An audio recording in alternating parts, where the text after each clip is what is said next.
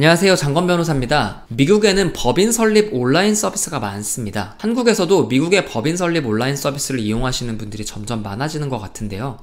잘 모르는 상태에서 법인 설립을 온라인으로 진행했다가 추후에 문제가 생길 수 있어 이 부분에 대해서 말씀드리려 합니다. 온라인으로 미국 법인 설립 시 문제될 수 있는 첫 번째는 해외 직접 투자 신고 문제입니다. 거주자가 해외 법인에 대해 10% 이상의 지분을 취득하는 경우 해외 직접 투자 신고의 대상이 됩니다. 해외 직접 투자 신고는 사전 신고가 원칙이나 미화 10만 불 범위 내에서는 신고 등의 절차를 이행하기 전에 지정거래 외국환 은행들을 통해 외화를 지급할 수 있고, 이 경우 당해 거래의 계약이 성립한 날부터 1년 이내에 신고 등의 절차를 이행하면 됩니다. 그러나 이러한 사후 신고 예외 원칙은 위 규정에서 볼 수 있듯 지정거래 외국환 은행을 통해 외화를 지급한 경우에만 가능합니다. 이건 다시 말해 온라인 플랫폼으로 해외 법인 설립 시 자본금 납입 방법을 캐시가 아닌 다른 자산, 예를 들어 IP 등으로 납입하기로 한 경우 사후 신고가 불가능하다는 것을 의미합니다. 참고로 위 지정거래 외국환 은행을 통해야 한다는 규정은 최근에 개정된 규정인데, 이 규정 때문에 은행 실무상 대부분의 사전 신고가 사실상 불가능하게 되는 결과가 초래됐습니다. 은행에 가서 사전 신고를 위해 지정거래 외국환 은행을 지정하고 싶다고 하면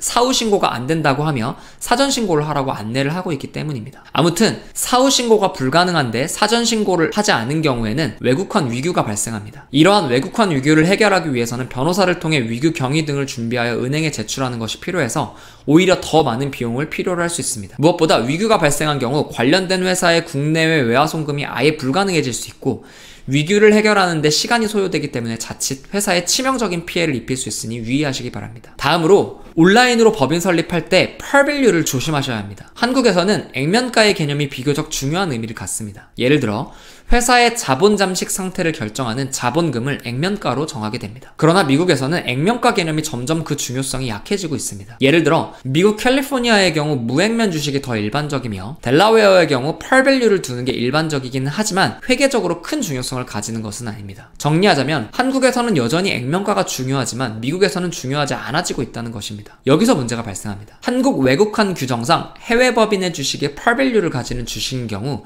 외국환 규제 당국은 해당 주식을 매수한 취득 대가가 펄밸류와 다른 경우 이를 소명할 것을 요구합니다. 여기서의 소명은 CPA 등이 가치평가를 해야 한다는 것을 의미합니다. 예를 들어 회사가 10만 불을 자본금으로 입금하고 싶은데 액면가가 0.0001불인 경우 가치평가 확인서 없이 액면가 그대로 주식을 발행하려면 주식을 매우 많이 발행해야 합니다. 따라서 주식을 10만 불을 자본금으로 하여 10만 주를 발행한다고 하면 액면가 0.0001과 취득가액 주당 1불이 다르다는 점에 대한 가치평가를 받아야 하는 것입니다. 이에 회사가 실제로 납입할 자본금의 액수의 크기에 따라 펄밸류를 정하는 것이 추후 불필요한 비용을 줄일 수 있는 방법입니다. 끝으로 스테이트 파일링과 관련한 이슈가 있을 수 있습니다. 요즘 많은 스테이트들이 법인 설립 및 정보 변경을 온라인으로 진행할 수 있게 하는 경우가 있는데, 이때 필요한 것이 이메일 주소입니다. 그리고 법인을 설립할 때 사용된 이메일 주소가 향후 법인에 대한 정보를 변경할 때 생각보다 중요한 의미를 가지는 경우가 생깁니다. 예를 들어 델라웨어의 경우 이메일 주소가 큰 의미를 가지지 않지만 캘리포니아의 경우 중요한 의미를 가지는데, 추후에 법인의 일부 주요 정보를 온라인으로 변경하고자 할 때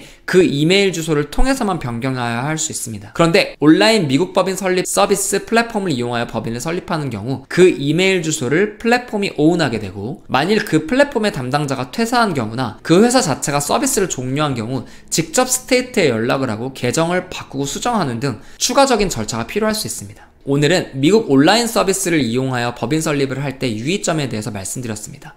도움이 필요하신 분들은 언제든 연락 주시기 바랍니다. 감사합니다.